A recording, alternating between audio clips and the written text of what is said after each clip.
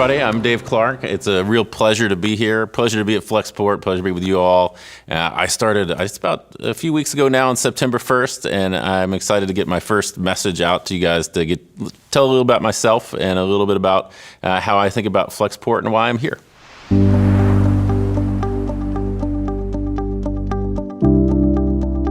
Ryan really sold me on this mission of Flexport as an enabler of global trade. And I share that with him. I've known about Flexport for a long time. I've known about Ryan for a long time. And he and I met and really got to know each other a little bit and realized how close we really were in thinking about what was possible in the space. And so he and I both share this vision that Flexport could be the technology enabler for basically global trade in the movement of goods from raw material to customer door or store. And I think we share that, and the building blocks of that are in place through the incredible work of Ryan and team to date. And I'm excited to be on the journey with him and with everybody else on the team. When I think about my leadership style, I'm kind of a what you see is what you get person. You know, if I'm happy about something, you're going to know it. If I'm unhappy about it, you know it. There's no secret agenda. My focus is really all about what do we need to do to create a better experience, and how do we do that while having a great environment for our employees to work and operate in. That's always been sort of at the core of how I think about things. You know, on a sort of personal level, I like to have fun. I like to laugh, and I have maybe a smidge of a sarcastic side. And so I enjoy. You know, I think even the hardest things are easier when you can laugh with a group about it, and you can find a way to have fun through it. You know, we're going to do incredibly important things here, and incredibly hard things at times, but. We're going to do them as a team. We're going to do them together as a group, and we're either going to sink or we're going to swim together.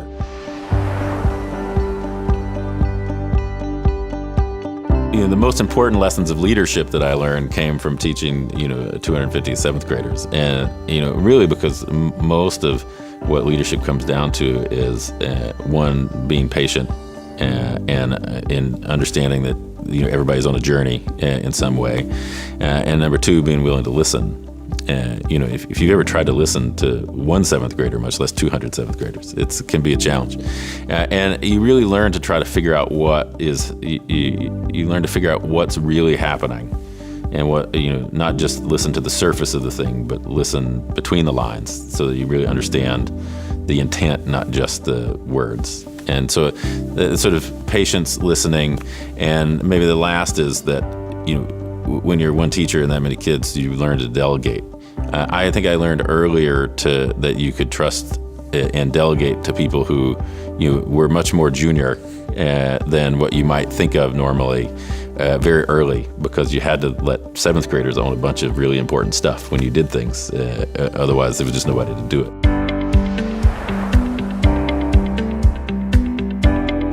Yeah, I started in band when I was in 5th or 6th grade, and it was just as like an elective. It wasn't like I didn't have a love for it necessarily, but I started playing, and I kind of fell in love with being in the group and being part of this group of people who did this thing. And it was really never as much about the music for me as it was about the being part of the group and all the things that went along with that. And so I sort of did the music to do the other. And I played saxophone a lot, but if you do marching band, it's harder with like a reed instrument. It's better with a brass instrument.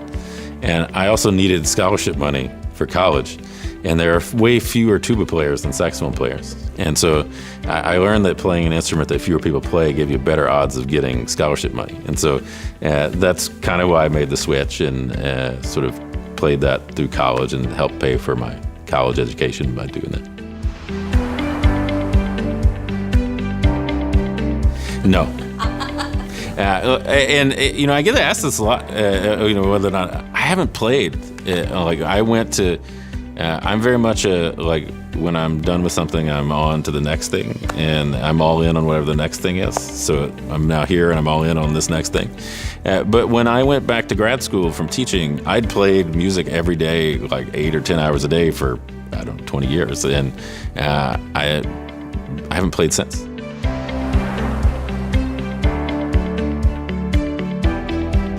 Yeah, I don't know that I have a favorite, but there's a wide range of both front-end and back-end systems that we operate in our technology teams.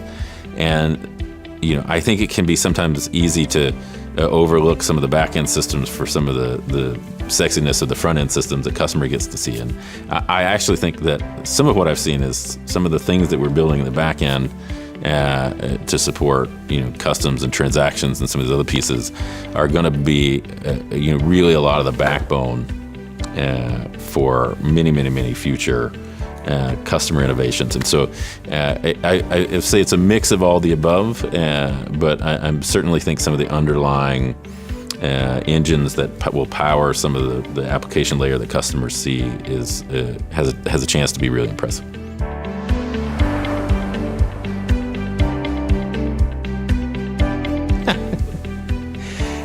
My kids generally teach me that I don't know as much as I think I do on a regular basis. It seems like so. Maybe that's one that speak with less certainty sometimes. But being a parent is, maybe most of all, it's probably softened me a bit to other perspectives.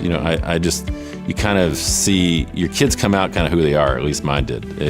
I could screw them up maybe, but they are who they are. Like, the first one is so different from the second one, and it really solidified for me just how much people are who they are, and you kind of need to meet them where they're at, and you got to find a way to engage and work with those people and motivate those people kind of where they're at, because they are who they are from the get-go. It's easy. The dad is way harder.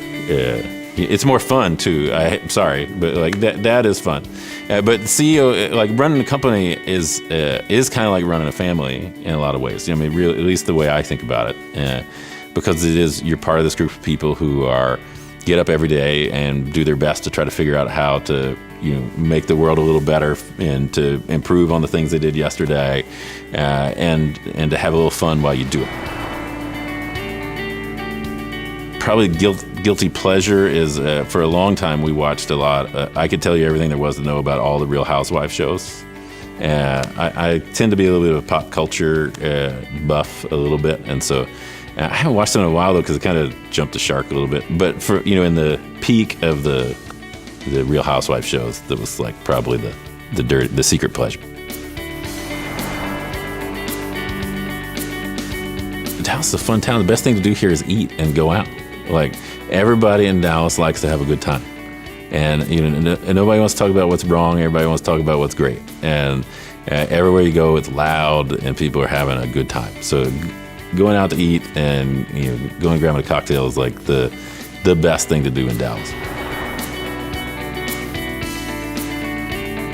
I have no more dirty secrets to share. We'll save some for later. It's our first date, we're easing on this. But what I would say is that it's great to be here. And I'm super thankful again for the welcome I've gotten from everybody. And I can't wait to meet more of the team and more of the offices, more of the places around the world, and to be on calls with folks and hear more about everybody's individual piece of the business and the work that you're doing and the teams are doing, and in the weeks and months ahead. So, fun times.